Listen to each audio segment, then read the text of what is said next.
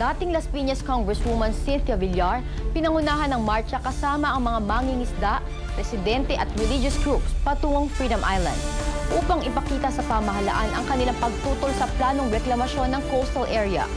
Samantala, daan-daang mangingisda kasama ang kanilang pamilya, pinangangambahang mawalan ng kabuhayan sakaling matuloy ang nasabing proyekto. Naritong muli si Jomel Santos para sa kabuoang detalye.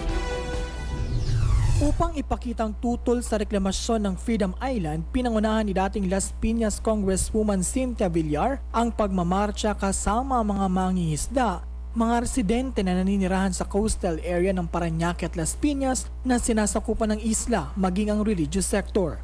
Malaki ang magiging epekto sa kabuhayan, kalikasan at mismong buhay ng mga taong nakatira sa Parañaque at Las Piñas kung itutuloy ang Coastal Bay Reclamation Plan na suportado ng nasyonal at lokal na pamahalaan. How will we know na hindi rin mangyayari sa atin? Ito yung kalikasan, we cannot predict.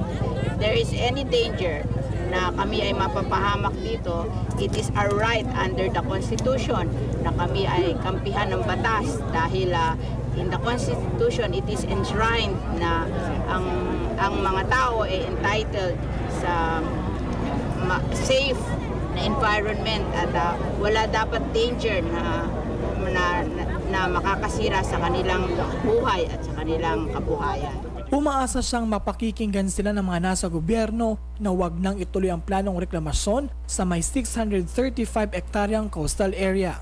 Labis naman ang pangangamba ng mangingisdang si Vicente Madrinian dahil kung matutuloy ang nasabing proyekto, daang-daang mga mangingisda at kanilang pamilya ang maapektuhan at mawawalan ng kabuhayan. Yung ano na po, yung kaligtasan na po namin kasi pag tinuloy na yung reclamation na yan, buhay na po ang mawala dyan. Kasi magkakaroon po yan ng malawakang pagbaha. Saka nandiyan na rin po yung pagkawala ng mga tirahan ng mga tao at pagkawala na rin ng hanap buhay. Sa ngayon, wala pang opisyal na pahayag na natatanggap ang grupong tumututol sa reklamasyon mula sa nasyonal at lokal na pamahalaan. Para sa Newsline Philippines, ito si Jomel Santos, Sunshine Media Network International.